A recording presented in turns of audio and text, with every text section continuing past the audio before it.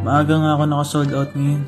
Kaya naisipan ko, gawin ko kaya yung mga request nyo. Kaso wala tayong strawberry dito sa bahay. Dahil ang gagawin ko nga ay yung request ni Ma'am Marina, yung matcha with strawberry latte. Kaya ito, pupunta ako sa 7-Eleven ngayon. Kaso ang strawberry nga lang nakita ko dito ay ito. Yung strawberry flavored milk drink. I think Korean ata tong brand na to. Wala kasi ako mahanap na pure strawberry eh.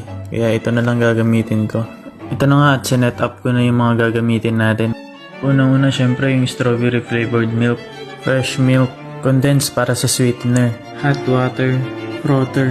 At matcha. Kaya ito simulan na natin. Unahin ko nga tong strawberry milk. At next ay condensed milk. Tsaka ko haluin to. Pagkatapos ay lalagyan ko ng ice.